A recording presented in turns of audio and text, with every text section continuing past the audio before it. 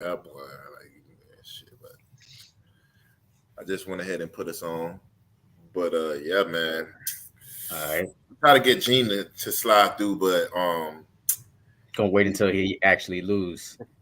no, to be honest with you, like I had called him yesterday before we actually lost, like way before the game even started, and I'm like, I kind of was trolling him a little bit about the money he about to give me, give you, and on the podcast, I forgot that me and him had did an individual bet too that Saturday game. So when I had listened to the podcast again, I forgot about that extra dollar that he have to give me. So I was like, yo, listen to the podcast at 40 minutes and 28 seconds. You feel me? You owe me another dollar. We got it recorded. Yeah. But yeah, he didn't want to come on. He was like, man, we gonna lose. The nigga said that the Knicks are trash, man. That's why I really wanted him here, but all good, all good. Yeah. All right. Well, since we recording, it's the MarcWes Sports Podcast. I'm Marcus Benjamin, chilling with Wes Pierre, also known as Westradamus. You see it on the screen, and we bring you that real sports talk from Dade County, Broward County, Palm Beach County, South Florida. And it's been a great couple of weeks for our South Florida teams. The Heat, eighth seed, still doing anything, still in the playoffs, up right now in the series. In the second round of the playoffs, the Panthers are on the brink of making it to the Eastern Conference Finals for the second time in history. Second time since 96, man. 96. I think I was I in the was a fifth different grade. person in 96. I tell you that, man. Totally Mhm. different person, totally different mindset. Who knew I would be this guy right now? But anyways, um the Heat. First I want to shout out the Heat just because they took care of business at home. At home, you take care of business. That's what you're supposed to do, take care of business. And we already in this series went to New York and beat them in game one. So we took care of business at home, and then we stole one on the road. I mean, it's just like when you smashing a dime, man. It's easier. It's easier to do things at home. You know what I'm saying? I always try to get the dime to come to my place because it's just easier to kind of navigate things. I think what I'm saying, Mhm. and rather than going to some foreign territory, you never Her know what place, can happen, huh? her place, foreign. Yeah, her place. You never know what could happen at that point. So everything went smoothly at home for us. We knocked them down game three and game four. You see what I did there, Wes? Raw, And raw. but You feel that's how me? we do it. And but then unfortunately we do have to say that the Heat did lose last night to the New York Knicks, and it was still a close game. They were, desperate, trying to save their season. They were able to come up with a victory only because we had a bad shooting night. You know what I'm saying? I went back and looked at the stats. I was like, damn, it was really bad for real. Because Mhm. Kevin Love went 0 for 7. Yeah, man. 0 Yeah. for 7 from the field. Jimmy Butler didn't even shoot a three, which he's usually good for two at least. And Gabe Vincent wasn't efficient from three. The only person efficient from three was Caleb Martin, and he only shot 2 for 4. And also Duncan Duncan Robinson. Robinson. Yeah. Duncan Robinson, but the thing is, he shot 10 threes. You know what I'm saying? Wasn't That's still a efficient. lot. He hit 5 of them. 50% is good percentage, but you still kind of want to see a little bit more efficiency. But glad to see that he's getting in rhythm, because when you need a Duncan Robinson to pull it through in a game, that he's already ready. He's already warming up. This next game, obviously, it's a must win for the Knicks, but I think this game is a must win for the Heat. Like, we can't afford to lose this game. Not only do we not want to go to a game seven back in New York, but at the same time, we want to rest up for the next series. And I think people forgot that Jimmy Butler rolled his ankle in game 1 or game 2, was it? Was not sure. I think it might have been game 2. Game two. Yeah. So he still needs rest from that ankle. And from what I see from Jimmy Butler, he's pretty good on offense, but he's not as tenacious on defense. And I think that's because of the ankle. I think he kind of is resting, even with the ankle. I mean, he's still blocking people and doing his thing. But I think there's some possessions, if you watch Jimmy Butler, he's not going all out with his defense because I think he's trying to save his ankle. So yeah, man, I think this is a must win for the Heat on Friday night. I don't know why the NHL and the NBA keep doing this to us, doing the same game at the same time. I already have anxiety watching one game. Mm-hmm. Now watching two, and both of those games were close in the end. Miami brought it down to a 2-point lead in the end. And then the Panthers scored a late goal to make it a 1-goal game in the third period. So I was just like, man, why are they doing it to us? And they doing it to us again on Friday. But I got all the confidence in the world that we're gonna come out with 2 victories on Friday night. Yeah, definitely, man. I mean, the Panthers, they swooping down, they doing their Black Panther thing, even though it's a Florida Panther thing. They doing their thing. And, the reason why I'm feeling a little better that we were up 3-2 now, with them individuals. Them Canadians was like, we want Florida. Yes. Now y'all got Florida, and we giving y'all exactly what y'all wanted. You feel me? I like the atmosphere of hockey. Of course, my dog Marcus and Christian actually introduced me to hockey. Kind of, had me held my hand. To a game yet? I haven't been to a game yet, but just looking at the atmosphere, when I watch the game, when I try to watch the game, because of course, like you said, the Miami Heat be playing at the same time. When I try to watch the game, I'm like, yeah, I'm vibing. I love it really does feel like home court advantage really, really means something when it comes to hockey. But as far as like the way they be going crazy and stuff like that. It's a different atmosphere. I wouldn't mind going. I remember last year, I think you went to one of the games, which was lit. I did. I went with Wifey, and now Wifey likes hockey. You know what I'm saying? She barely even likes sports. You know what I'm saying? Okay. But after that game, she was like, I like it. I like hockey, because she was like, she was explaining it to somebody else yesterday. She was like, it's just so fast. It's like you don't realize how fast they're going until you're there.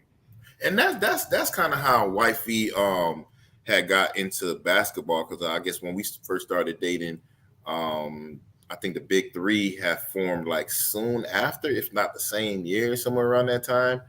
And like you said, it's a fast pace, when it comes to basketball. I mean, she still truly don't really like football that much, because you got to sit there, and sometimes it's a defensive game, and it's probably a 7-point, 3-point game or something like that. Not right now, because we got the arm of the almighty Tua, different topic, but still, man, I want to definitely go to a Panthers game, and I wouldn't mind going after we become champions, because if you're thinking the atmosphere is lit now, when you got that aura of being the champion, that confidence and stuff like that, especially like what you said, since 96, I think I was like in the 4th grade then in 96 or something like that. So, if we could go ahead and continue on having our foot on their throat, of course, last game we lost, seemed like the Miami Heat, but I think that they want to come to what did we lose here? What you mean? I mean, the last game was here, or was it up the north? Panthers game was here. Panthers game was here. So now we got to go back up there. Yeah, and I think the reason, again, cynical West, conspiracy theorist West, why beat them at our crib when these the same people that say we want the Florida Panthers? Let's kill y'all in your own building. You feel me? Yeah. Let's kill y'all in your own building instead of you having to just change the channel. Because it would have been very convenient that we whoop that ass, spank that ass, beat that ass, and all you need to do is just change the channel. Nah, I want y'all to be nice and cold weather with snow on the ground and have to deal with black ice and have to deal with all type of things that involves being up north in the snow, you know. But regardless of the fact, I don't even know how we got a Panthers team if you're talking about how Greeny's talking about, you know, he don't understand how the Knicks with the stadium, how they can be so exhausted because of the weather in Miami. So I don't even know how the ice can stay. You feel me? I don't know how the ice can go ahead and stay frozen and not be melted. Being in Miami with people like that, this is the type of stuff that make me feel some type of way, because they got people like that speaking on the national stage. You feel me? And it just shows how little of sports that they do know. You know, and the funny thing is, I used to like Greeny. You feel me? I mean, I used to like him. I used to watch him all the time before I went to college with Mike Golick. It used to be the Mike and Mike show. I used to always watch him. Every Halloween, him and Golick used to have like costumes on. I think he was like Batman and Robin at one time. I used to vibe him. You know, I ain't seen him in a while, but then he wound up being the main host on ESPN for that talk show. And he disappoints me every time now. Same like Jalen Rose. Disappoint me every time. I'm like, damn, Jalen Rose, you know, I fought with you, man, since Michigan, even though I don't like, you know, up road teams, but you know, the Fab Five, you know, I kind of vibe y'all, know, and the long shorts, you know, I vibe that. It was like, man, he was my type of guy, you feel me? And then when you go on ESPN, you hear him speaking, it's like, man, yeah, you a basketball player, yeah, you an analyst now, but you a street nigga. I feel you. And now I just look at him now and I'm like, damn, boy. I mean, I would expect that from Greeny, but you the one that started it. It came out of your mouth, and he piggybacked off it. But regardless of the fact, I don't think it was I think it was Jason Williams. I think it was Jalen Rose. Jalen Rose, man. Jalen Rose said that. Oh, yes. that got me disappointed, man. You see, that's what I'm more disappointed from Green. Like I used to kind of like Mike and Mike too, but I always felt some kind of way because he was a Jets fan. You know what I'm saying? But Jalen Rose, he represents the culture. You know what I'm saying? To me, you know, the Fab Five, the all black sneakers, you know, the shorts, like you were saying, and I don't know, man. And he's always talking like hip hop when he's on his shows, and he knows about it too. It's not like he's just saying it. So he played a dope boy on BMF. Huh? He played a dope boy on BMF. Yeah, exactly. Look, this is what comes out of your mouth, man. Poor representation of the community, man. But yeah, you know, I'm gonna give him a pass. You feel me? Because I think after he said it, he knew he fucked up. You feel me? But yeah, man, the Florida Panthers, man, they looking good. Of course, they lost the last game on home court. But regardless of the fact, if you think it's cynical like me, let's go whoop that ass and kill them in their own stadium and have their fans have to, you know, deal with the traffic, deal with all the turmoil, and have those long conversations on your drive back home, on your trains home, you know. And we're going to be over here in the nice warm weather outside of the stadium waiting for the next opponent. Yeah. That's what I truly feel about the Panthers right now. Since you talked about Jalen Rose and just people on TV, man, I got to shout out my girl, Joy Taylor. You know what I'm saying? I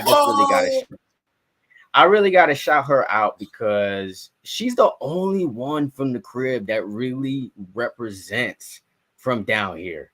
And she basically talk like us, like as far as how we feel and what the media portrays us to be, that type of thing.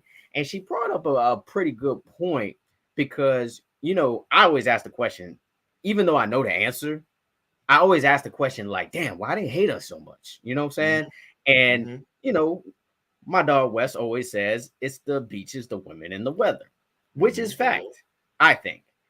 And the other factor that she brought up is, well, there's a couple of factors, not because I was started to think like, well, what other factors has the nation just hating Miami? And the second thing is, most recent, is LeBron coming to Miami. I think people just hate the fact that this guy decided to come down to Miami and go to 4 straight finals, win 2 NBA championships. I think they just hate that much. They hate that act that much that they just now hate everything Miami Heat and everything Miami. And then the other factor is, if you could bring it to different sports, the Dolphins. The Dolphins is still the only team with an undefeated record championship. And every year the old heads pop champagne when the last team loses. So that is a bit of saltiness that they got as well. And then if you want to take it to baseball, which we barely ever talk about in this sport, the Florida Marlins won 2 championships, and they was born, I think, I don't know, sometime in the mid 90s, and they won 2 championships. And then you got franchises that have been around for decades, almost centuries, and haven't won a championships. And like, damn, Florida Marlins step on the scene, win 2 chips, boom, boom, just like that. And then, of course, the main hate is for the Miami Hurricanes. You know, people hate the Miami Hurricanes because, one, you're called the U. You know what I'm saying? You're called the U. Like, there's a U on your helmet. That's the logo. And that's it. The university. There's no explanation. We're the U. That's it. People just hate because of that, right? Like, these arrogant motherfuckers are just going to call themselves the U. The U. And then on top of that, it's almost the same thing with the Marlins. But it's a team that kind of just started getting going in the 80s, and then boom, boom, boom, boom, 3 championships in the 80s, another championship in the 90s, and then possibly the best college football team ever in 2001. So Pete is you know, that's the journalism hat talking when I say sometimes I forget where I am, where I could be myself. Shannon Sharp know what it is. He said it. Yeah. So, and then the fact, you know, we swagged out, you know, we invented swagger, we invented dancing in the end zone, basically on a college level. So they hate all of that. They hate all of that in combination has this vitriol from the nation, the national media, and everything. So I just wanted to shout out Joy for pointing that out. Obviously, she feels it herself. I see it on her Twitter. When you see her Twitter, you see comments. It's nothing but hate for the teams that she represents.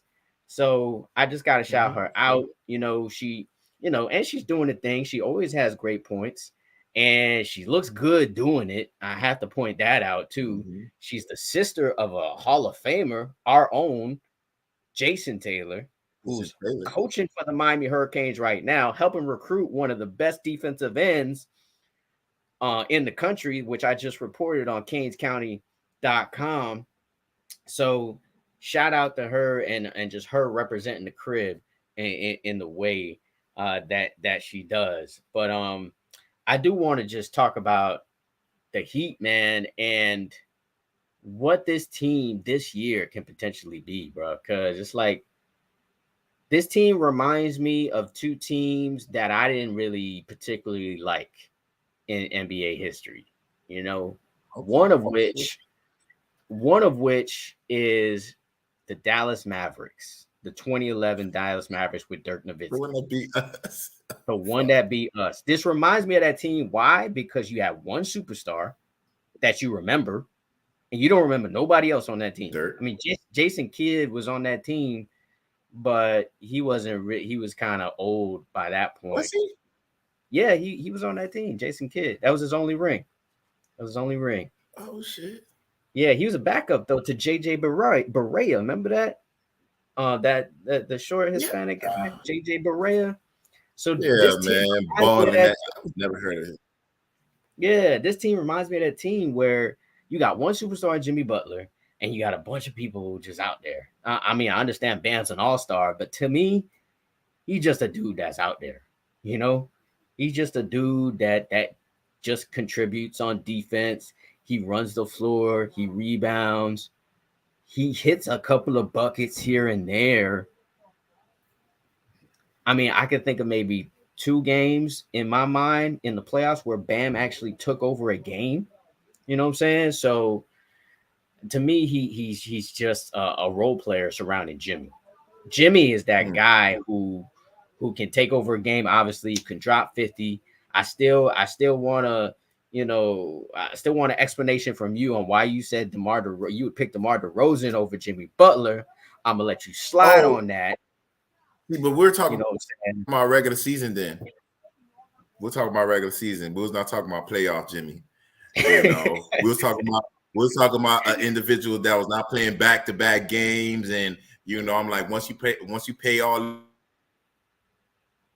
these individuals the money, that's when they play through injuries and stuff like that. Like what he's doing now, playing through injuries and stuff like that. Regular season, he'll probably just chill at the crib and get the rehab and this, that, and the other. Again, like I said, I apologize last podcast, because even with Kyle Lowry, because we both was feeling some type of way and always felt some type of way about that trade. And he's been the one, like saving us when that bench come in. He's the general and the floor manager at that time. So yeah, Jimmy, I felt some type of way regular season, but I didn't see the vision.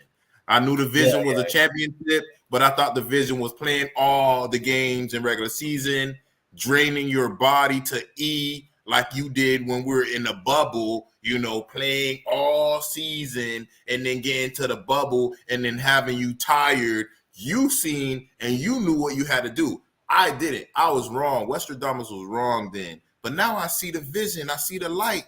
And whatever you need to do, you need to take a week off. I don't care. Do your thing. You know what I'm saying? Do your thing.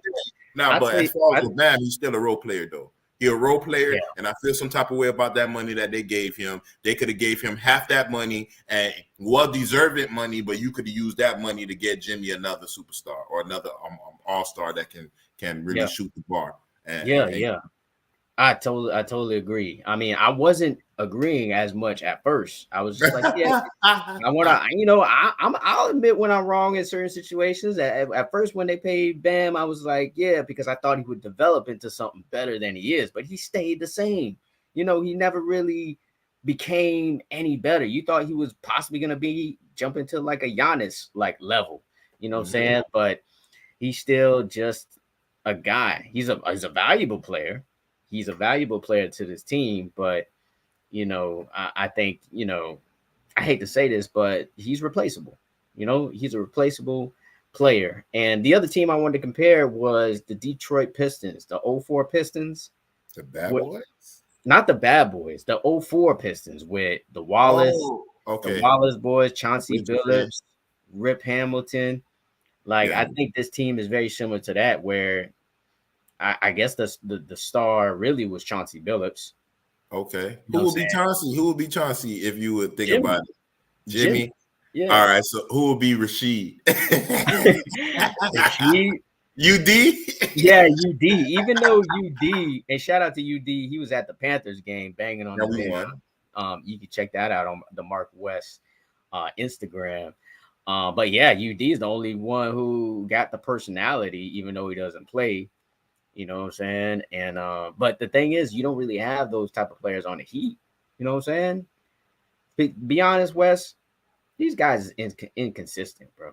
All of them, except for Jimmy. Jimmy had a down game last night, but you forgive him for it because playoff Jimmy's coming game 6. But he shot the ball 12 times, though. Jimmy only shot the ball 12 times. Duncan Robinson shot the ball 13 times. Now, we're going to lose when you're giving Duncan Robinson 13 shots and Jimmy only have 12. That's Jimmy buckets. That's playoff Jimmy. That's Jim VP. And really, I think I was telling my homeboy the other day, I was like, man, sometimes I'll be feeling shit is scripted too, especially since, Mike Donahue done came with his documentary on Netflix, and also for what I actually see, and also for what former players, not NBA players but NFL players, said about things are scripted and stuff like that when it comes to players when they win and they be like, they could have scripted a better play. I don't know if they're giving us the truth without giving us the truth. Yeah. But when I actually see these games and seeing that we were coming back down 19 and coming back the way we were coming, and it was going to be Duncan Robinson to bring us back. I think it was part of the script, and something happened in the end, which was the referees. The men in black and white. They were like, I know I don't like to talk shit about the referees too much. I don't want to sound like Gene, but damn, like the whole officiating this whole damn playoffs been horrible, man. You feel what I'm saying? Like, it's been horrible. If you're gonna call bad calls, it can't be so much one-sided.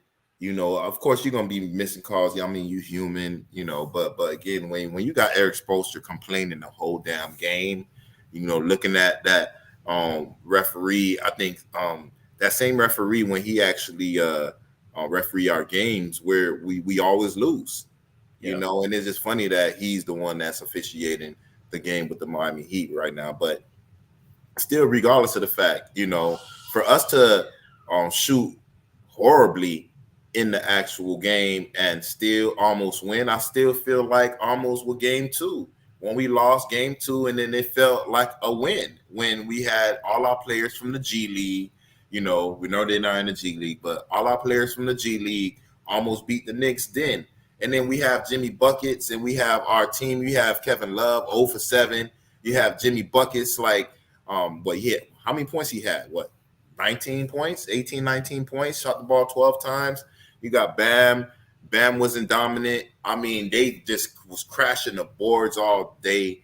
When the New York Knicks crash the boards and they win the offensive rebounds and defensive rebounds, it's going to be a long day for the Miami Heat, especially with the threes not dropping. I felt some type of way in the beginning of the game, first half, when you right there under the rim and you kicking it out for a three, and you right, like it's a fast break, you right there, you could dunk it, lay up, there's nobody there, and you kicking it out for a three. I'm like, take the easy points now. Like, why are we doing this now? You know what I'm saying? But again, I was feeling the same way, man. There was a couple of times where I was just like, what the hell? They right there in front of the rim. Why ain't they just taking it to the hole? Exactly. And that was one of the things that frustrated me the most was, how we were not adjusting to what was happening in the game. Normally with the Miami Heat, we're doing something, we're shooting threes, it's not dropping, we're going to drive. We're going to take it to the hole. We're going to try to get fouls, and I don't know if they were not doing that because they felt like they weren't getting the calls because of that referee that wasn't giving us the calls, or they just were stuck in their ways, or you want to take it back to the crib and you want to bury these niggas in Miami-Dade County. I don't know, but it just, that game just seemed off all fucking game. I didn't change the channel because when we were down 19, why? Because I remember when I thought the Panthers was going to lose and be eliminated. And they came back. They came back and did their thing. From there, I'm like, oh, hell nah. I should have learned my lesson when they had the tape around the damn arena a few years back with the Spurs. I was loyal then. I didn't change the channel. I was so mad sitting on the damn couch, But thank God, it happened the way it happened and we wound up winning. And same thing here, man. I just think the Miami Heat, they were stuck in a little rut. Everybody was off. It looked like they tried to injure Jimmy Butler again when he shot that three, and that guy had put his leg right there so he could fall on it. I'm just like, and he's so surprised when you get a fucking flagrant foul. I don't understand that shit. People complain for like stuff that's the obvious, But regardless of the fact, it ain't nothing. We're going to go ahead and mop them boys tomorrow. And I feel that way too. I feel it's gonna be a blowout, man. I feel like it's interesting that how you said you felt like this game was just like game 2, and then what happened in game 3? Blew them out of the damn arena. Yes. So I really feel like this is gonna be a blowout game. If it's not a blowout game, it's gonna be a Jimmy Butler, game. You know what I'm saying? He gonna drop 40. It's either Jimmy dropping 40 or more, or the Heat are just going to blow them out. That's how I feel it's going to go down. If Jimmy drop if he even dropped 28, 30, 40, we won. That's how I look at it. The way our supporting cast been holding shit down, I mean, what else do I expect? I don't expect us to look like, and not just that, Julius Randle, I think he got injured. You know, I don't know if he's going to go through concussion protocol, but it looked like his ass done got into a fight with Tyson or Mayweather. You know, like his eyes were looking crazy. The first half, he was gone for a little minute. Why Julius Randle look like he just came out of rehab though, man? I don't know, man. I ain't gonna lie, he looked rough. He looked rough. He looked like somebody that if you were in the league, you like, man, this dude look like he really about that life. You feel what I'm saying? Either that or he gonna sell you a OZ like after the game or something. You feel me? But yeah, man, you know, I was hoping that we did beat them last night because I was waiting to hear the chants, let's go Heat, like we normally do when we whooping their ass in New York. They talking about it's gonna be MSG Stadium over here. They're gonna and Gene, they're gonna create a new stadium down here for the New York Knicks fans and all the guys that love New York. We're just gonna show you like we've been doing every time we play the New York Knicks and we whooping that ass. They always scream, "Let's go Heat!" New York and a few other places always screaming, "Let's go Heat!" So it's nothing. We're gonna go ahead and capitalize on that loss, meaning showing you like, look, we're gonna be crashing the boards again.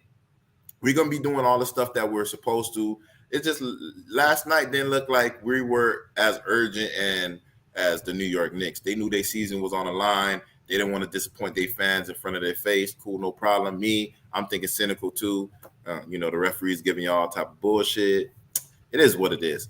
At the end of the day, man, the Miami Heat's going to go ahead and whoop that ass, beat that ass, spank that ass, and they're going to be on to the conference finals, same like the Florida Panthers. Now, question is who you would want to play. Would you want to play Boston or would you want to play Philly? Man, it's tough, man. I mean, I've actually been watching the playoffs. Remember before these playoffs, I was like, man, I hate the NBA. I don't even watch that. You know, but now that the playoffs have been starting and rolling, I was like, damn, I'm actually watching games that don't even involve the Heat. I've been watching the Golden State and the Lakers. Well, what the hell wifey be at, boy? Shit, boy, she better than me, boy. Wifey like, boy, if it ain't the Heat, I ain't trying to, nah. This is time. I just be watching it on my phone, low key, man. Like, I be watching it on my phone, low key. Have the sound real low. I be watching the time. You know what I'm saying? You know, I be like, and then if once a moment happened, to be like, oh, I gotta go to the bathroom real quick. You know what I'm saying? You know, watch that key moment, come back. You know, that's how I be sneaking shit in. Definitely. But yeah, I've been watching that. I seen the Nuggets and the Suns series for the first time last game. The Philly Celtics game, I didn't even see the last one, but I saw the game before that, the one that was on Sunday where the Sixers barely won. Okay. It's tough, man. It's tough to figure out which one I want to play. Right now, it feels like like in this moment, I feel like I want to play Boston because they haven't looked good. You know what I'm saying? They just don't. They look out of sync. Mm-hmm. Them losing their coach, I think, is a real problem. I think this new coach is not really that guy. I think the old coach was really that guy, you know, elevating them to a new level. But they don't share the ball like that no more. Yeah, they don't share the ball. They do a bunch of ISO ball. They trying to make people heroes. And there's no heroes on that team. There's no heroes on that team. Actually, the only hero for real is Marcus Smart, and he's just not that good. He's just not he's just not as good as a Jaylen Brown or Jason Tatum. So it seemed like they would be the team that Miami would have an easier time with.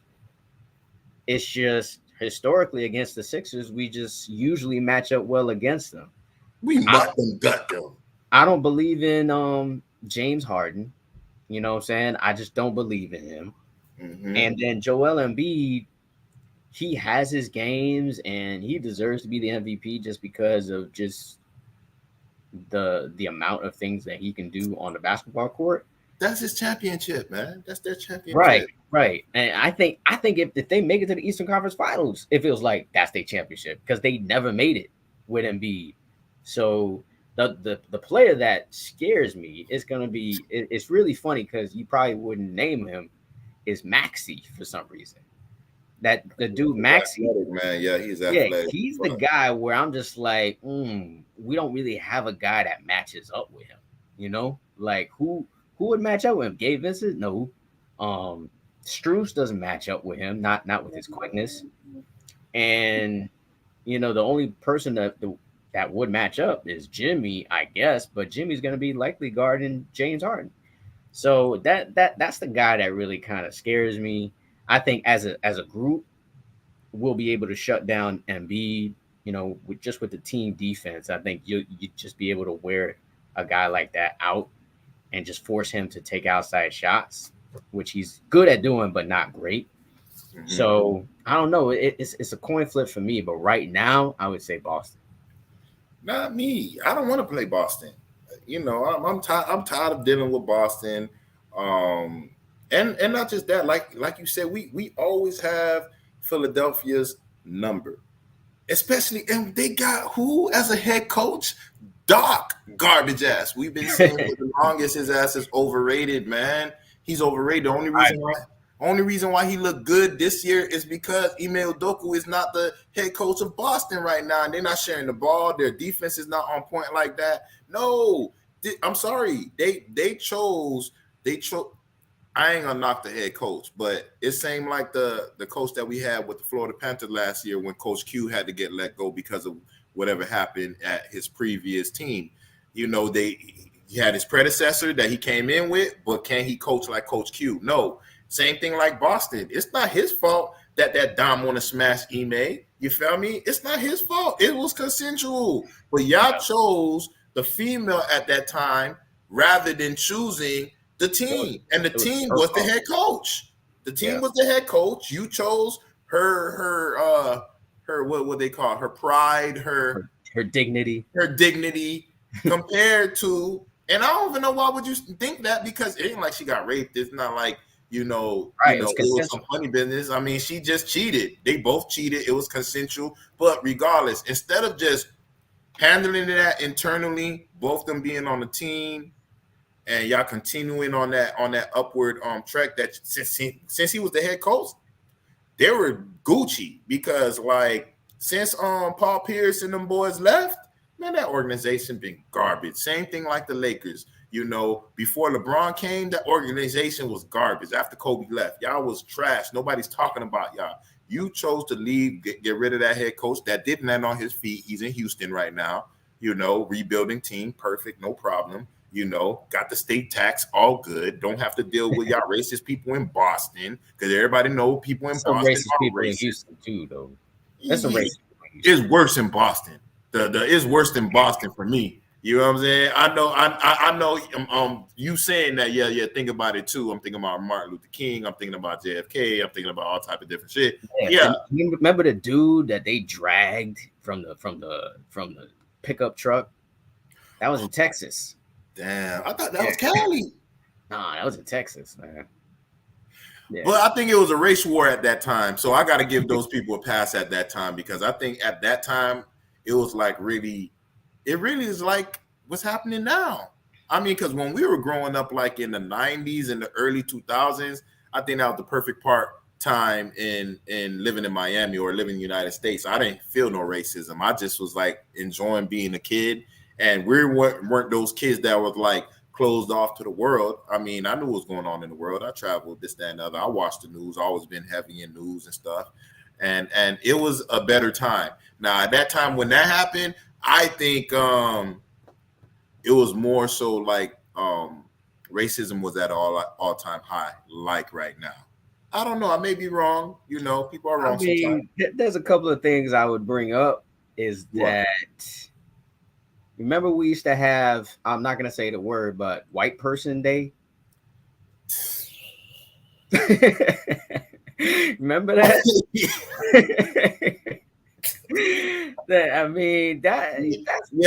That's as racist as it gets. Yeah, that's true. That's true. I remember, there was a lot of scrutiny around Haitians, too. Haitians growing up, it was almost like you was afraid to say that you were Haitian, like in the '90s, because of all the stuff that was going on. But then Zopound happened, and now we feeling ourselves, you You know what I know. mean? But yeah, going back to them not looking themselves, you lost your head coach. Gave the examples about Florida Panthers, same situation. But yeah, man, I want to actually play Philly. Why? Because what would be best to beat the MVP? Beat the MVP on your way to the finals and either beat LeBron or either beat Steph Curry, because that's going to be the two people that's in the finals. Being real with you. You know I what I mean? don't know, man. I don't know. Denver looking good, man. From what I Denver seen looking from good. them, yeah, they Okay. looking good. I think they're Denver gonna beat looking good. Phoenix. Yeah, they're going to be Phoenix, but look at it. When Phoenix had played Milwaukee, lowest rating finals. You think they want that shit again? They do not want that again. They need another big team. And of course, that's where you got LeBron, you got Steph Curry, and of course, you got anybody from the East. I mean, it would be Boston, you know, but then you got Miami. I think Miami got a bigger market television wise. I'm not sure. I don't know, because Boston is right by New York and Jersey and all them places. So I don't know how the So market is when it comes to. Miami's a middle market. They're not as big as Philly or Boston or LA, but they're on the same level as Golden State. Golden State Okay. is also like a middle market. Phoenix is kind of like a middle to low market. Milwaukee also the same. That's why it didn't do good. You had two middle to low markets playing in the finals.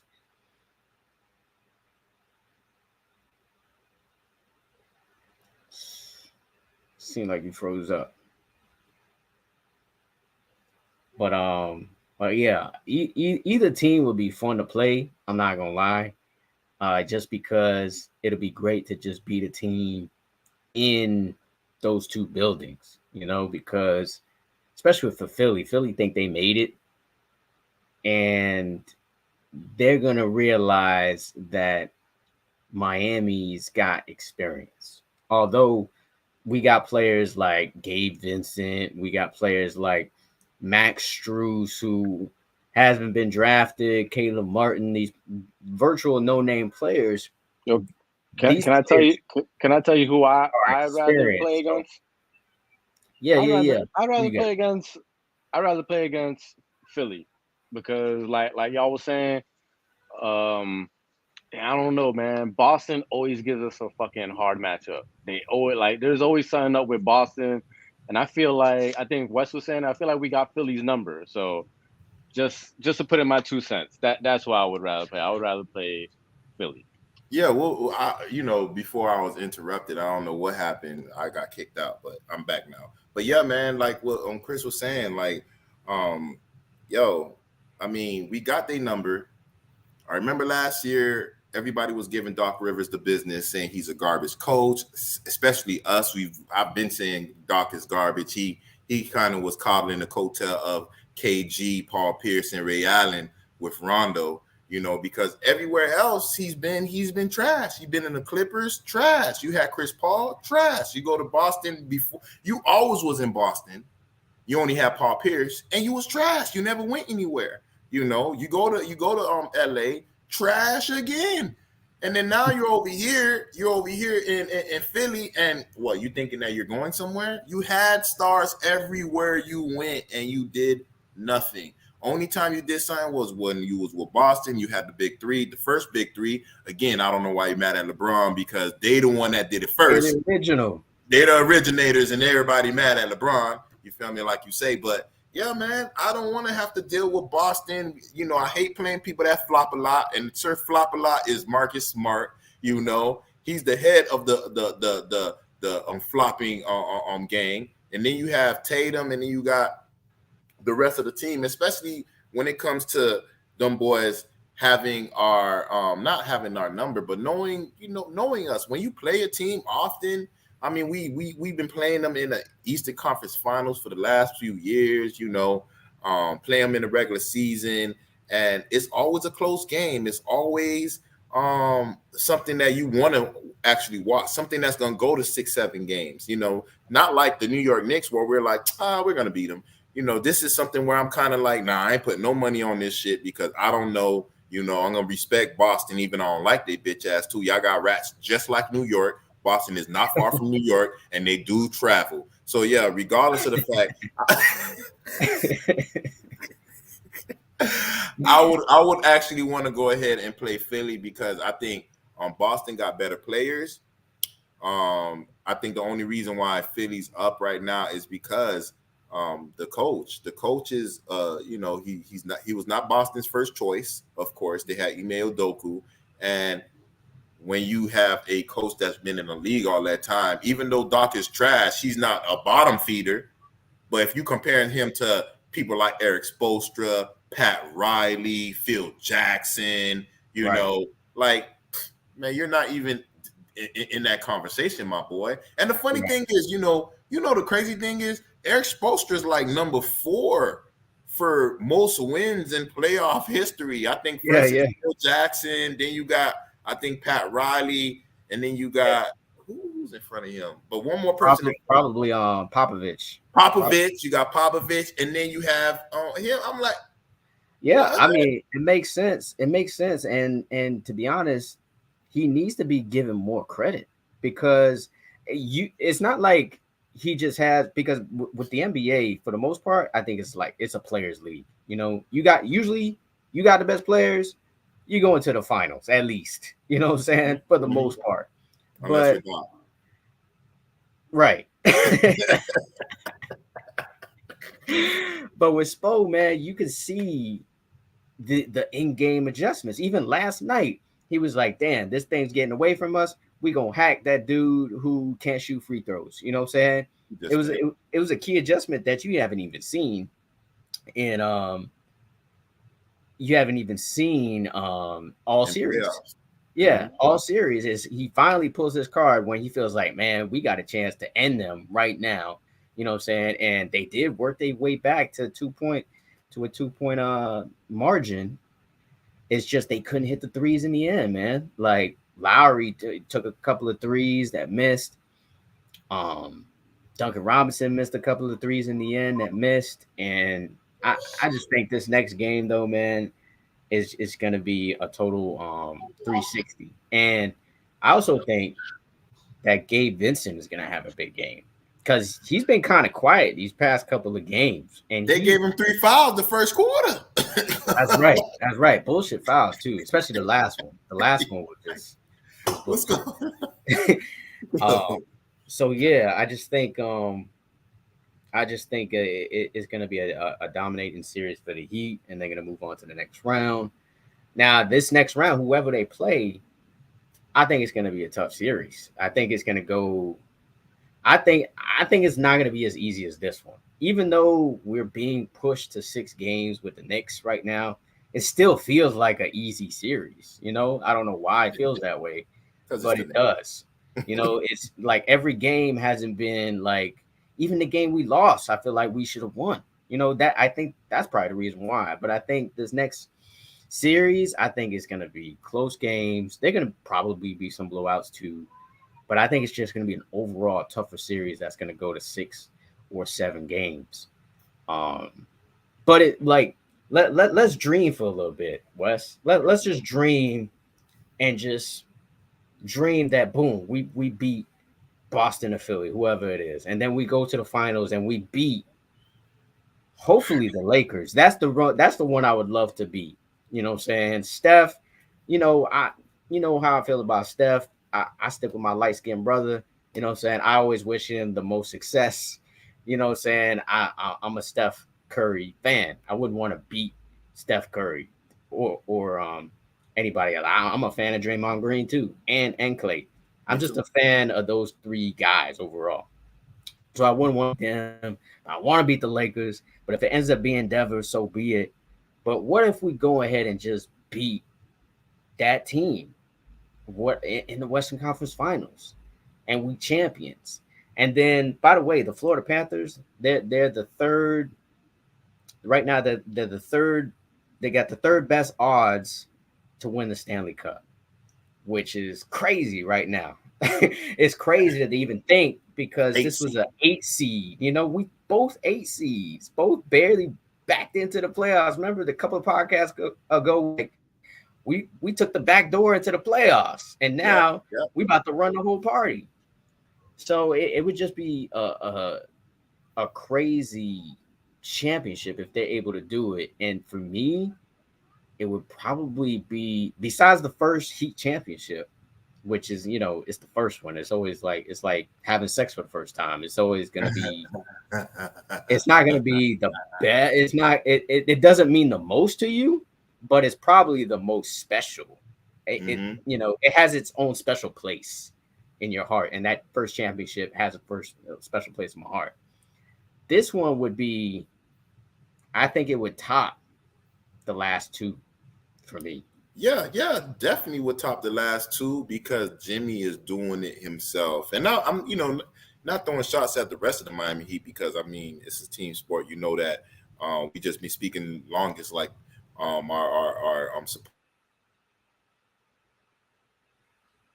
Freezing up again, Wes.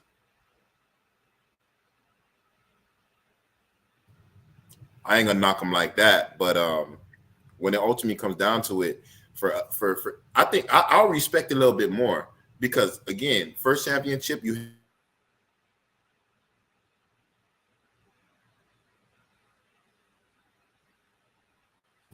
you had Shane Battier, you had a few people that was holding down Hall of Famers, all of them that was playing with the Miami Heat in that year, Hall of Famers right now, championship individuals, but Wade had everybody. Wade. I mean, yeah, this maybe was your second year, probably your third year, but you had Shaq. Come on, man. You had Zoe was the backup. Like, come on, man. Like, who? Yeah, if you don't know anything, man, huh? Yeah, UD in his prime. Yeah, Gary UD in his prime. You had Tippy Toe with Antoine Walker. You feel me? Yeah, Gary Payton. The glove.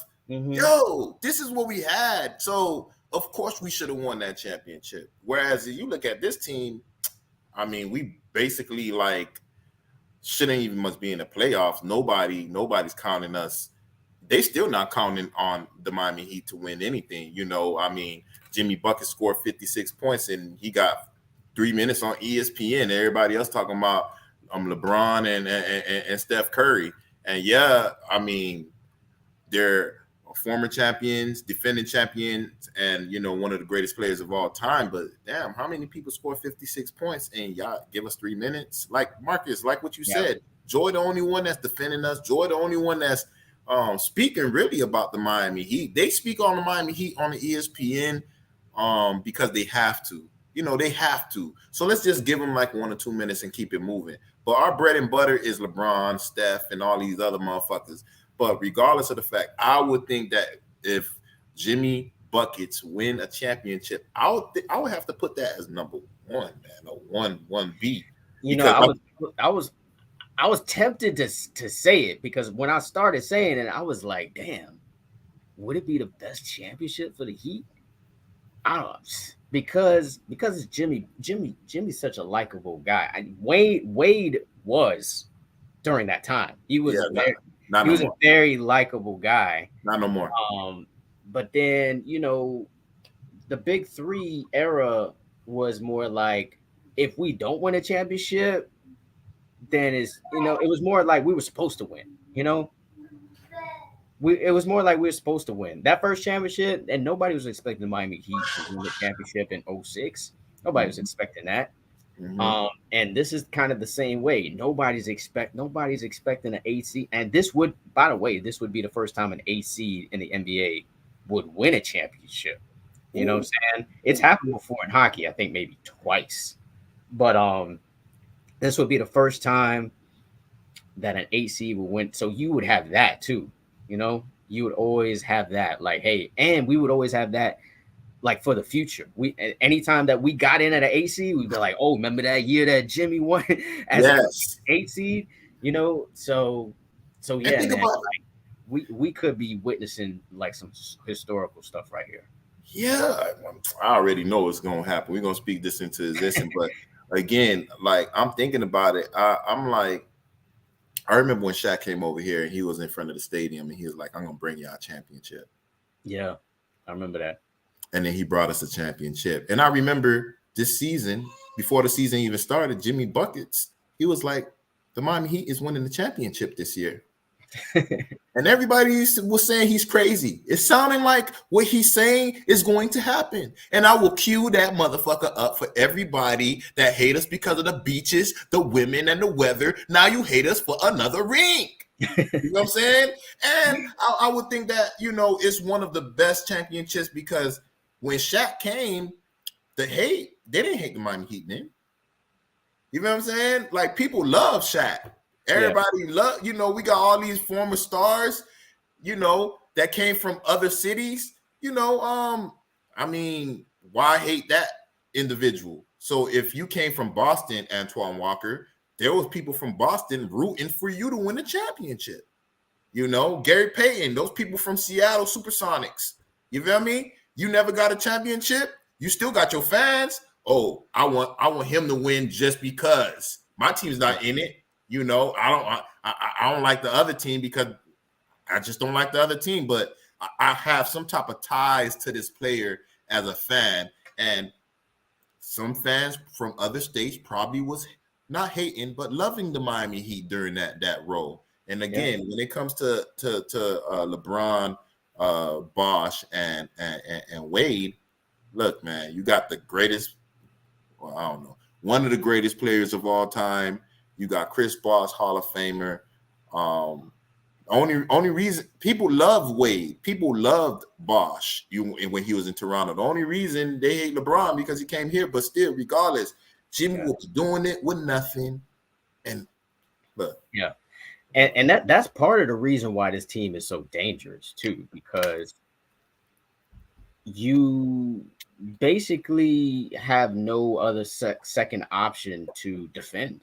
Like, usually you're like, okay, we're going to shut down, these two players or these three players. And you can't really do that. You can try to shut down Jimmy, but Jimmy's going to pass it out. He's always going to make the right basketball play.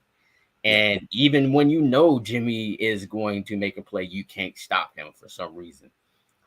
He's just really savvy with the basketball and knows how to get to the hoop, knows how to draw fouls. He takes shots when they're there. And he's got a pretty good mid-range. He got a pretty good mid-range shot. And at times he has a good 3-point shot. So the thing about Jimmy is, like, his game is so versatile. You don't really know what he's going to do. And then he gives you 110% on defensive end as well. He's going to get you at least one steal a game. You know what I'm saying? And he's going to be in there trying to rebound. So he gives you so much. And then the other players, you don't know. Like, I don't know who's going to be the second highest scorer tomorrow. I don't know, because that's how unpredictable this team is, and that's why this team is hard to stop, and that's why they have a chance to legitimately win the championship. And because of Spo too, man. Spo figures shit out. Not just that, but you're not just facing Spo. You're still facing Pat Riley. You don't think like you don't think someone that groomed Spo is like in Spo's ear, them watching tape together? Like, come on, man. To this day, they still say Coach Riley. The players on the Miami Heat, again, they got he have an open door policy. You know what I'm saying? So I would assume, like, he's mentoring. He's doing the same thing Jason Taylor was doing before he became a coach on the University of Miami. He would give pointers, people act ideas. Oh, all right, you need to adjust doing it this way. I'm not coaching you really, but you doing it. It's just your form is wrong, or this, that, and the other, or put things out there. I think that they're using my all Miami have to give. That's Pat Riley. That's Eric Spoelstra. That's UD. That's what they call it. Alonzo Mourning. When it comes to tenacity, when it comes to wanting to fight, and with Bam Adebayo and being in certain position and stuff like that. So look, man, I think. Well, I know tomorrow's going to be a victory. Again, I'm going to collect my money from. I'll be collecting my money too. Need that money right now.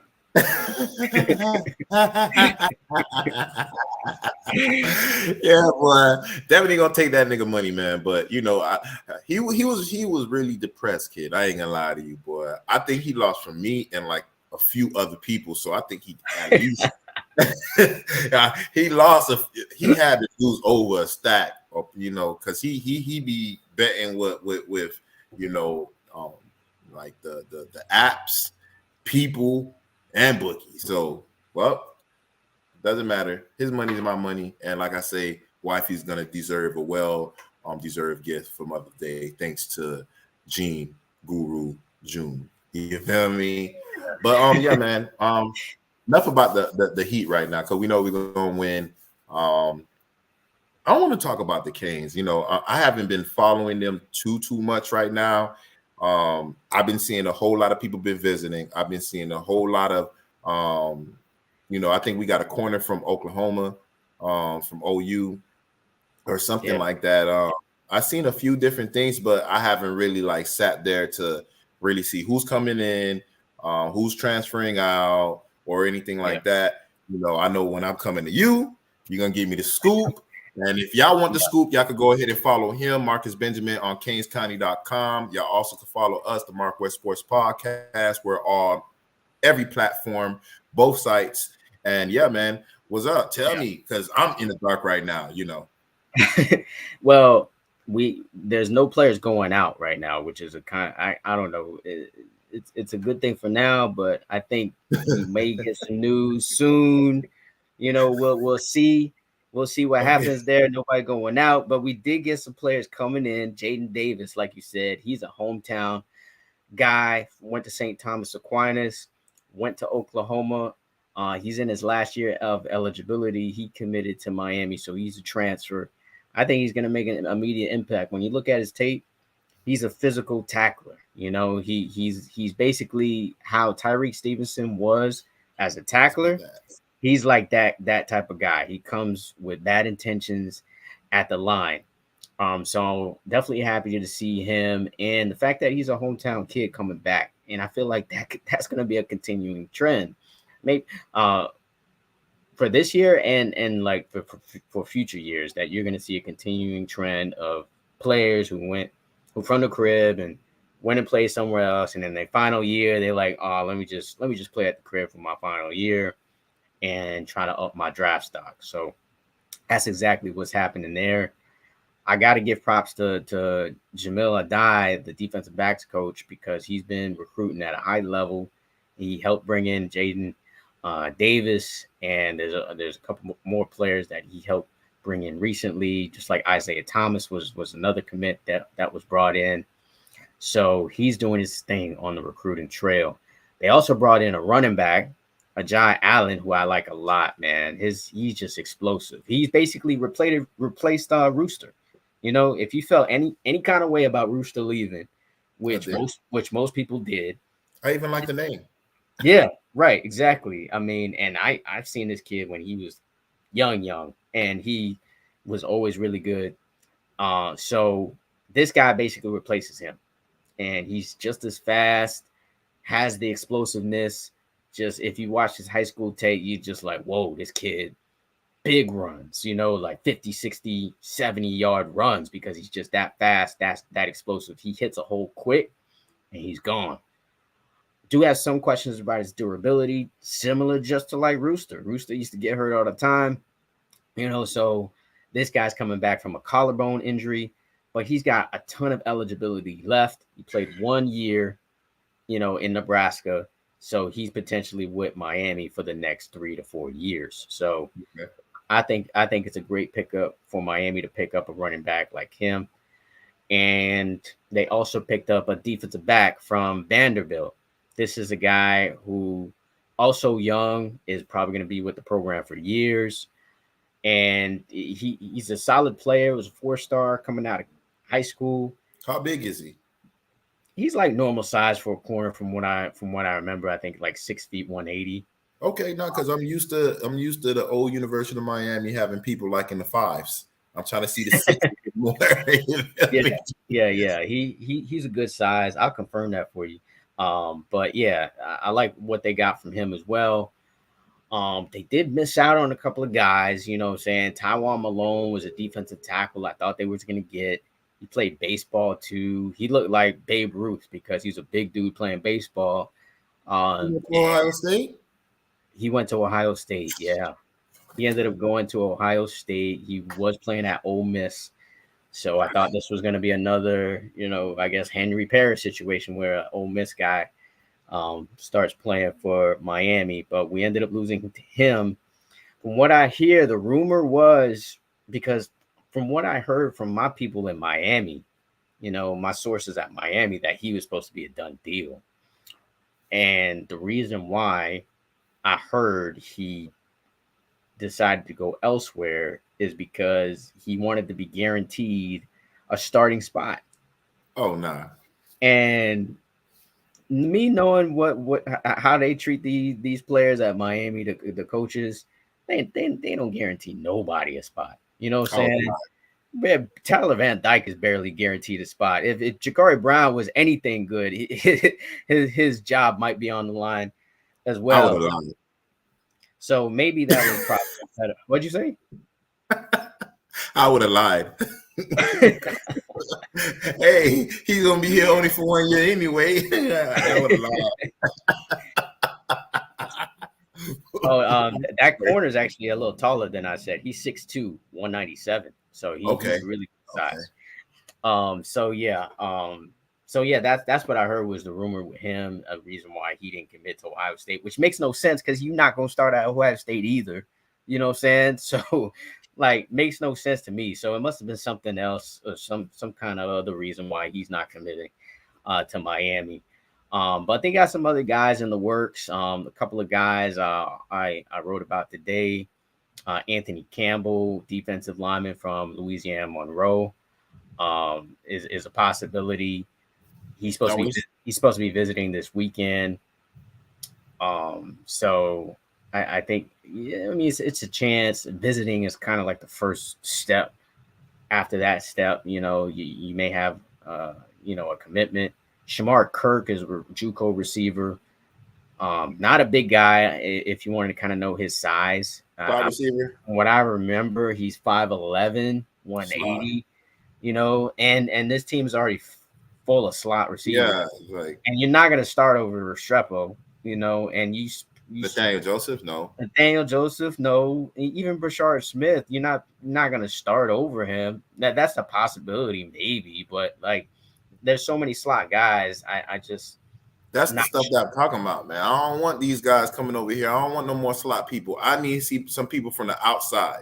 That's our problem. We're stacked up in the slot. You know what I'm saying? I need people outside, 2 outside receivers, possibly 3, to seal up the wide receiver room with the wide receivers we have right now on the outside, because that's always been our problem. Our problem is we're always smaller in every position. When it comes to O-line, the O-line looks small. When it comes to D-line looks small. Our wide receivers are people that's 5-something playing on the outside. I'm tired of that shit. It seems like Mario Cristobal is changing that, but we still got some people that's trying to, rejuvenate their career in the slot. I think the slot is a lot easier to actually play. I mean, it's harder because you're gonna get hit more, but I think it's easier because you have more space. So for me, I'm like, I don't need the rest of these transfers coming to play slot receiver. I need people that 6'2", 6'3", 6'4", about 215, 220. That's what I need, it's haven't been that so far. You have other wide receivers that's tall like that transferred or thinking about coming in the next class or anything like that? Let me correct myself. That receiver I was talking about, he's actually 6'1", 6'1", 180. So he's not as short as I said at 5'11", but not overly big. He kind of that's like an average size. But as far as receivers, nah, man. There's no other real receivers that are really on the radar right now. We were looking at a couple other guys before, but there's this. This is probably the guy I was really thinking about, who is a small guy, Cody Epps. He's from Okay. BYU. He's a smaller guy. That's the only other receiver that I know of that Miami's really looking at. He's only 5'10. I would Um, have. Keep 5'10, that scholarship. 5'10 and 161. So Oh my he's God, man. definitely a small guy. But the only other player that I want you to just kind of keep an eye on is Larry Nixon. He's a linebacker. I think he has a really good chance to possibly commit to Miami. He's a transfer, going to be a transfer from North Texas. Very productive. He's 6'2", 236. So yeah, he's a guy that I think at this point of the process, besides Anthony Campbell, who I just mentioned, are probably the players to best add to Miami. That Anthony Campbell player, defensive lineman, he's 6'7", 277. That's kind of light. So he's probably more so going to be on the defensive end instead of on the inside. But watch out for him. And that's pretty much it as far as like the transfers are concerned. Okay. As far as recruits, though, Miami's still doing its thing, man. Because, obviously we want Jeremiah Smith. Jeremiah Smith is like, he's one of the best players I've ever seen in high school football. And a lot of people that I talk to that's around high school football say the same thing. He's still committed to Ohio State. And he was felt salty because a lot of the fans, the Miami fans, were coming after him because you probably heard about this, because he was visiting Miami and some of the fans came at him basically saying, oh, why are you visiting if you still repping Ohio State, that type of thing. So he felt some kind of way about that and said, okay, well, I'm not visiting Miami no more. But at the same time, he's scheduled to visit Georgia, and there's another school I could have sworn I seen he was scheduled to visit. So I say all that to say that there still could be an outside chance because, he's a high school kid. He may change his mind or his feelings may change. But that's the news right now on. I heard that the University of Miami offered his little brother a scholarship.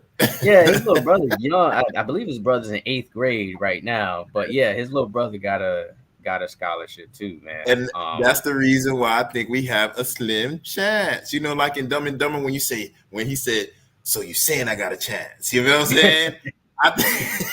I think that's what's happening right now. Like, look, you can't get mad at the Miami fans. He lived in Miami. I mean, shit, you know what it is. We like winners, and we don't like being, played around with. It's either you gonna come or you not. If you're not gonna come, it's all cool. It's all good, But don't just come over here to enjoy the food and all the stuff that they're gonna go ahead and give you while they courting you. Like, it's either you gonna want to be here or you're not gonna want to be here. I mean, that's how I really look at it. Yeah, I want you as a player. Marcus and all these other individuals speaking you up, saying that you're one of the best players that they've seen. Cool, no pressure, but it's either you coming or you not. That's how I look at it. Yeah. And for me, that's how you need to be. Like shut all this noise. If it was like that, you should have had committed to Ohio State. Yeah, you should have just left it open and you do what you want. You're gonna have a lot of people courting you because everything is still open. And call it a day. But I don't know, man. These people sensitive nowadays, man. Hopefully, yeah. The world overall, I think, is just real sensitive and soft. But a couple of other names I just to kind of keep in mind, just the big names I'll throw out at you. Justin Scott is a defensive lineman from Chicago. Miami is supposed to be the front runner from him. He's a 5-star defensive lineman. So when you say defensive lineman, he is actually a tackle. Okay. Because he's actually an inside guy. Yeah. Yeah, because when it comes to the University of Miami, I'm like, I want to hear D tackle. I know that we're good with the D ends. We're good with the D ends. We got a lot of depth in that. A lot of them are young and stuff like that. But when I say D lineman, I want to hear like, all right, you're a D lineman, but you're like a tackle. You're not a D end. But yeah, all right. Right. So Justin Scott, that's a guy, front runner. David Stone is a kid from IMG. Of course, IMG, we got Riley Williams. We got Francis Malagoa from IMG. Got Antonio Tripp from IMG. He's a guy that Miami's in contention for. I wouldn't say we're the front runner for David Stone, but I think that was going to come down to the end, and I think Francis Mauigoa is going to be in his head, about coming down to Miami. Especially if you could start like Francis Mauigoa look like he's trending towards at the right tackle. Yeah, I would say he's going to start. I wrote a story on the Mauigoa brothers. I feel like both of them are going to be starters. People are going to be very familiar with that name, Mauigoa, which I heard is actually pronounced Mauanoa. I don't know. Oh, yeah. I don't know how they get the N out of there, but hey, just got to get used to that. But yeah, I think they're going to be really impact players this season. And Zaquan Patterson is another player, teammate of Jeremiah Smith and Josiah Trader. They all play for Chaminade. Mm-hmm. So Zaquan Patterson is still a player that Miami is amongst the leaders for. What year? 4-star, 5-star, 3-star? Zaquan's a 4-star, borderline 5-star. I love Zaquan a lot, man. Zaquan could do everything. Zaquan's small. Zaquan's not small. I get you what his exact. Because I'm like, all these, because I get happy with everybody want to go ahead and say that they're coming to see Miami or transferring or anything like that. But when I see that you're a corner and you're short, you're a wide receiver and you're short, you don't have the weight that I'm looking for, I'm not excited like the way that everybody else is. Yeah, I feel you. He's 6'1", 190. Okay, 6'1", 190. He's a safety. He's a safety, but they might move him to linebacker, maybe. But I like him at both positions.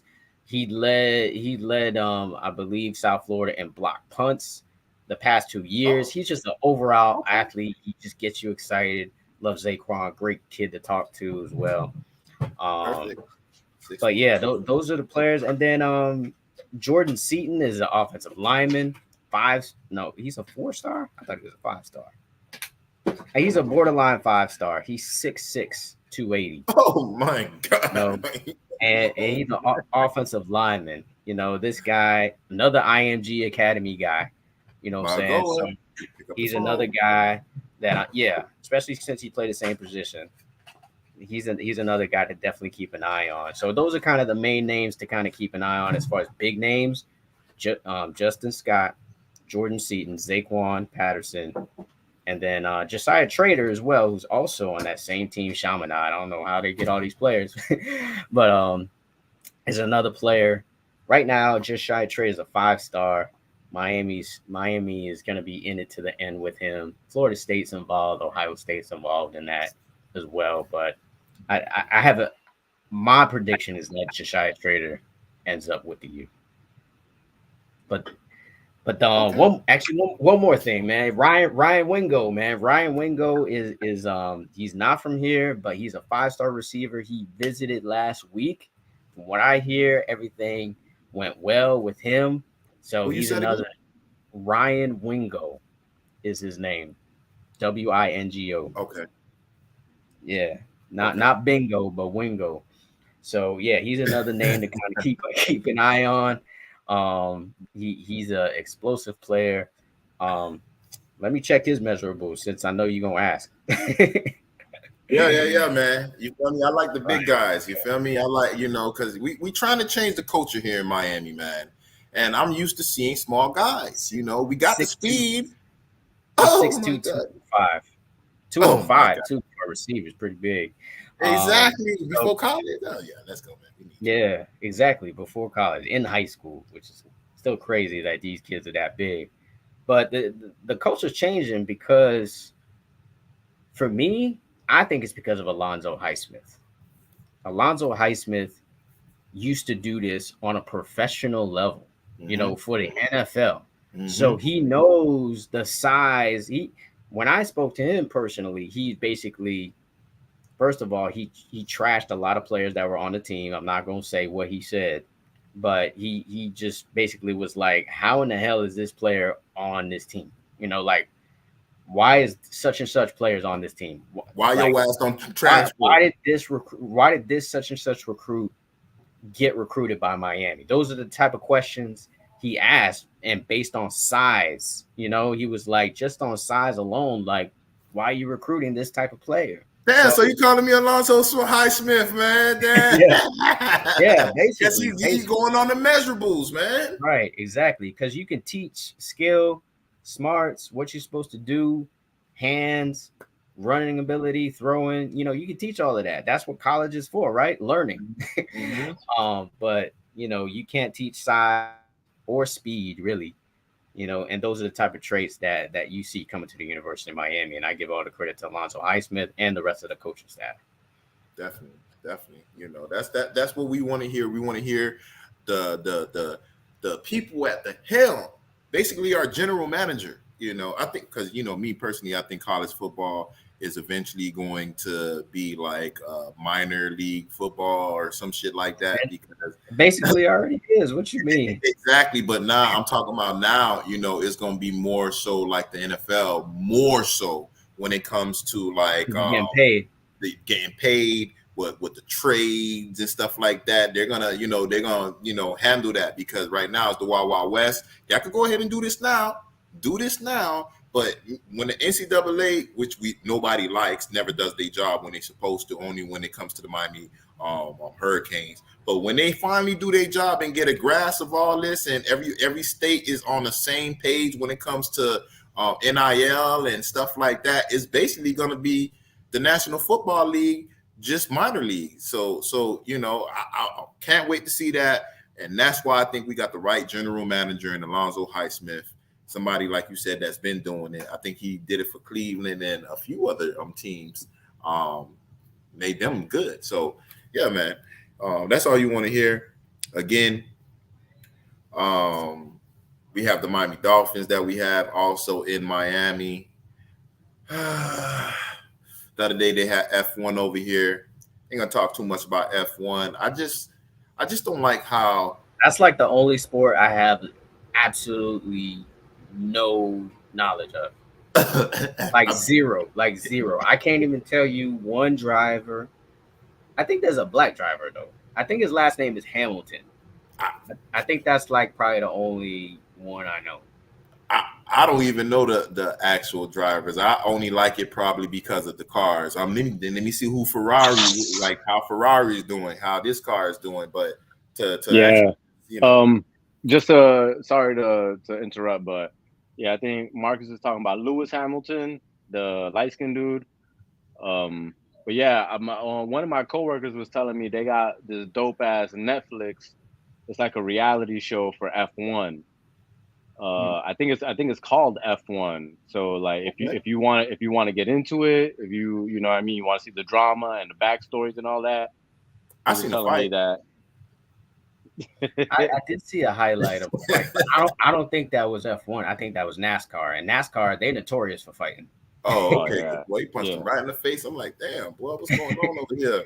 Yeah, but, that's like NASCAR is almost like American white boys, and F1 is like just like European, like Germany exactly.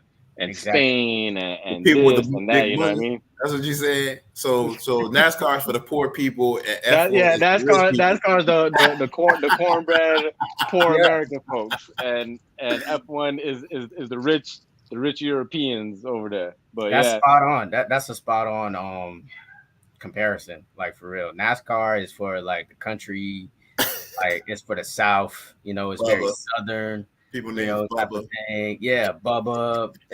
Literally somebody named Bubba is driving a car. Baxton. Yeah.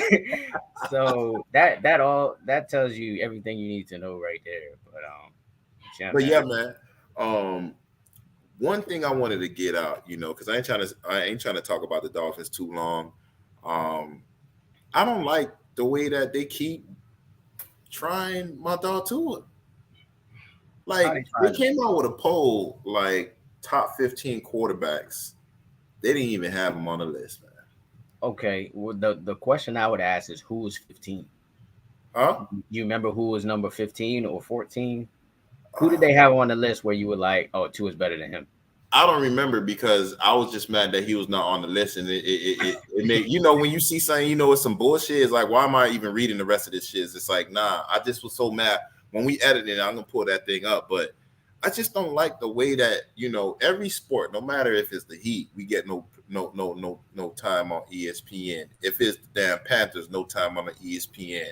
The damn Marlins, the Canes, and the damn Dolphins, we get no shine, no respect.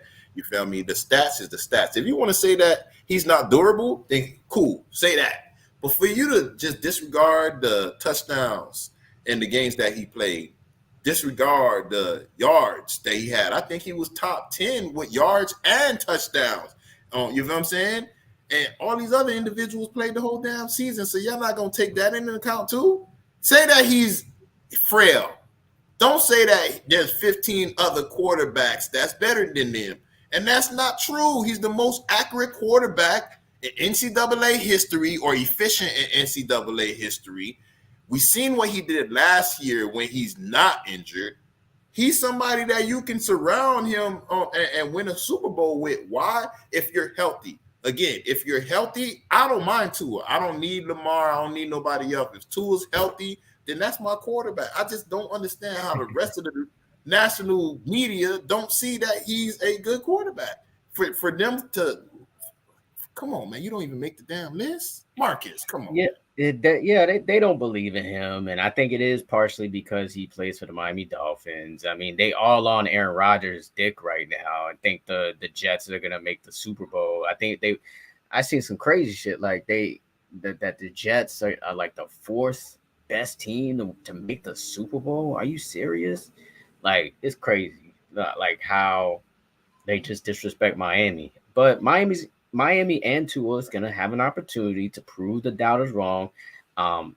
You probably know this. The NFL schedule officially comes out tonight, but they already leaked that Miami's playing the Chiefs, bro. We playing the champions in Europe, in Germany, right?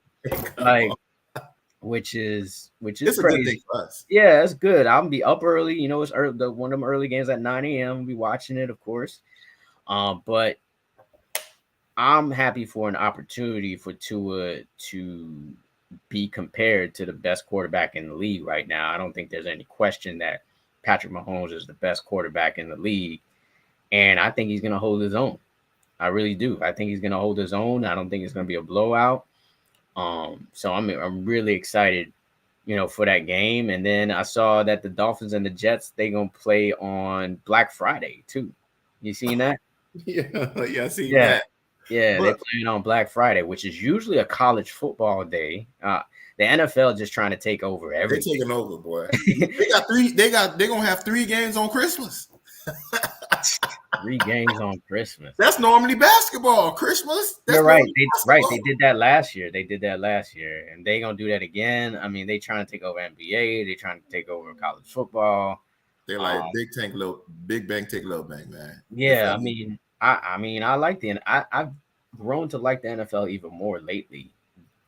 I don't like the plain fact that you gotta. I still like college football more, but I would say as of late, the NFL they've been producing some exciting games, like for the past couple of years. So I'm excited for it, and me, I'm a fantasy football guy, so I'll be watching it for fantasy purposes. Hopefully I go back to back this year. Make sure wifey bet. Yeah, exactly. And have her bet on who's gonna make the Super Bowl, because she hit on that too.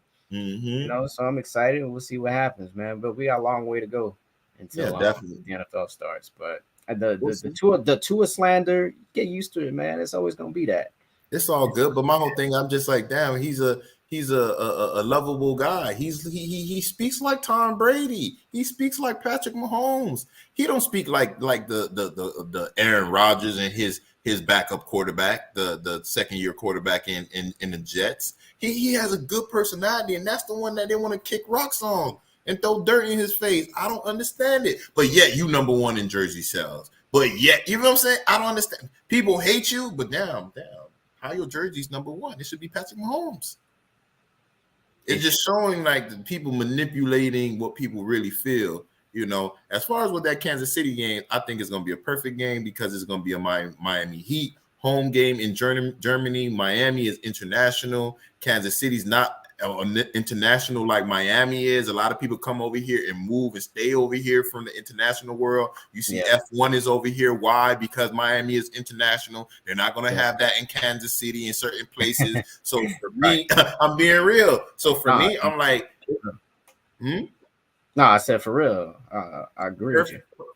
Perfect chance for Tua to capitalize because he don't have to deal with the Kansas City crowds, messing up, the if he can hear what's in the helmet or anything like that. I think it's gonna be like the only thing I regret from it is the Tyreek Hill factor. I know Tyreek Hill would want to play in that old stadium to shut up all of those fans. So I regret that part because I mean, there are gonna be some Kansas City fans in Germany, but it's gonna be half Miami fans too, because Miami fans are actually the fans. Miami Dolphins fans are actually the fans that travel the most. Like in every stadium, you see Dolphins fans in the stadium. Did we say the beaches, the women, and the weather? Now we got this too. Another reason we travel well. Everybody loves us. You could go Europe, you can go to Africa, you're gonna see a Miami Heat or a Miami Dolphins jersey on. They love us, it's just you guys that don't love us. And I understand, when you're the second girl, you got the girl that everybody want to be with. That is us. And you're the second girl and you're mad that we're getting all the attention. So you're gonna make sure you're the ones controlling the media. I gotta make sure nobody see that Beyonce. No, you know what I mean? It's all good. Yeah. I mean, I've been home lately, more so than usual because there hasn't been a lot of press conferences. Basketball season's over, so usually during the day I'm like somewhere, down in Miami doing something. So I've been home a lot. So I've been watching these talking head shows. Like I haven't really I'm not a fan of them, but there's really nothing else to watch during the day. So I've been watching a lot of Stephen A. Smith. I've been watching a lot of Colin Cowherd, and I've been watching the show after that has Chris Broussard. I forget the other guy, Nick Wright. And then the one after that is Speak. That's the one with Joy, which is the best show. It's by far and away it's the best show out of all of those shows. Because Acho I like, even though he be hating on the Heat sometimes, but I still like his energy. And then Shady just give it to you real. And then Joy, I mean, you already know how I feel about Joy. What's that other white dude? I think he's a basketball player. Rick Bucher, he used to be with ESPN. And then for football, they had this other white guy. I don't really know his name. He's a Dallas Cowboys fan, and him and Shady be going back and forth. But when I watch these shows, especially right now in this time where we balling, it's fact, it's fact. The hate for Miami, it's just like, because I'll be waiting for it, like especially after a win, I just be like, oh, I can't wait. Let me see what they gonna say. And like it's just weird to me. Like they got this black girl on there on First Take. The bald one? She got a short haircut. Yeah, it's not the bald one. Not the bald one is more like a moderator. This other one is her last name is McNutt. I know that. She like don't do it, Wes. Don't do it. But like after the Heat, I think went up they were up 2-1. I think they were up 2-1. Like to me, I just felt like the series is over. I obviously am a Heat fan. You see the hat, whatever, but I still look at it like from an objective standpoint. And still to this day, I'm like, there's nothing that tells me that the Knicks are gonna win the series. Yet she still says, oh, she's the first thing that turned me off when she said, she was like, oh, clearly New York has the deeper team. I was like, hold on, man. Are you watching the same game I'm watching? Where we got like 4 or 5 guys you ain't never heard of. You got players like what's the white dude name that look like Doliak now, who comes in and gets buckets? Zeller coming in, making shots, getting to the foul line, blocking shots. And You do look like this New Doliak. York team, yeah, it reminds me of Doliak. Because Doliak used to wear a mask too sometimes.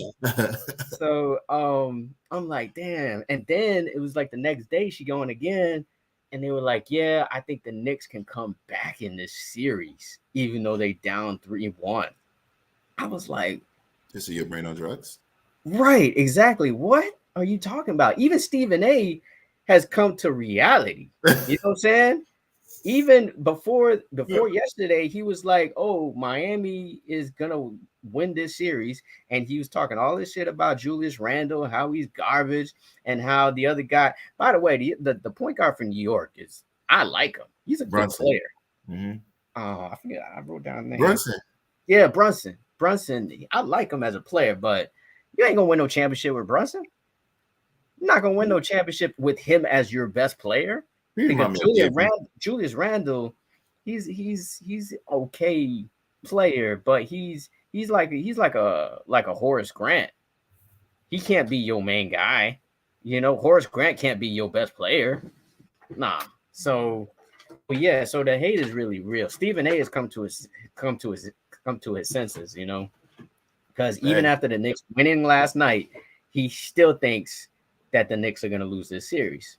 You know, that's somebody who, okay, like we know you a Knicks fan, that's well documented, but at least you have some kind of sense or wherewithal to think like, okay, the better team is going to win, and that's the Miami Heat. Yes, and it's because he's starting to see that some of his credibility is being like his name where when it's coming out his mouth, he's speaking facts. Now he's becoming more of a cheerleader. So people like me is just like, I don't need to watch your show. I'm gonna put that shit on F1. I'm gonna go hear Shannon Sharp, even though Shannon Sharp is a cheerleader for LeBron, but still, when it comes to facts, he be speaking facts.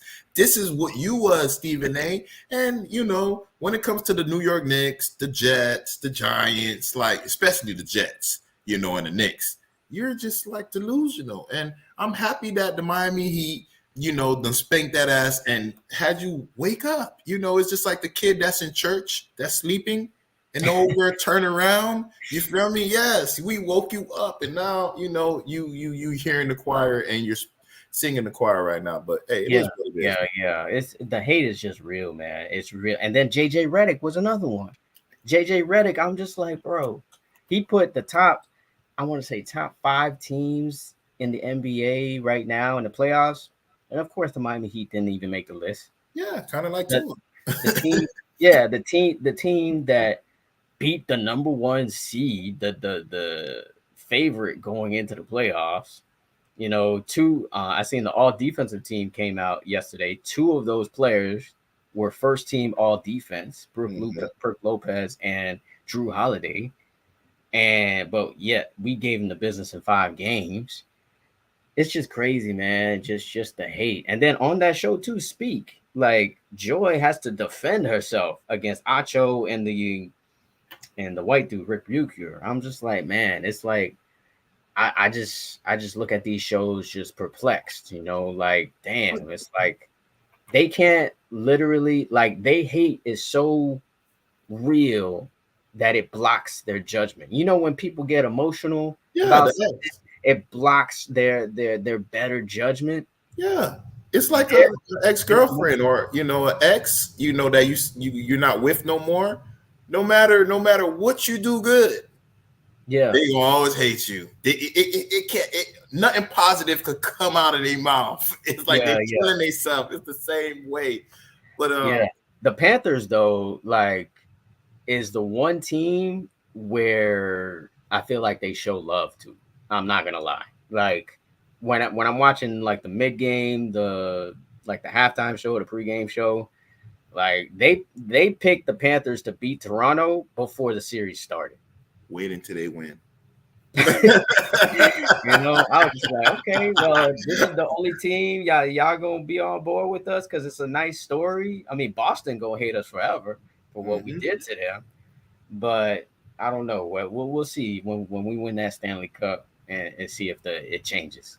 Yeah, definitely. So, if there ain't nothing else, This is going to conclude this episode of the MarcWes Sports Podcast. Peace. Peace.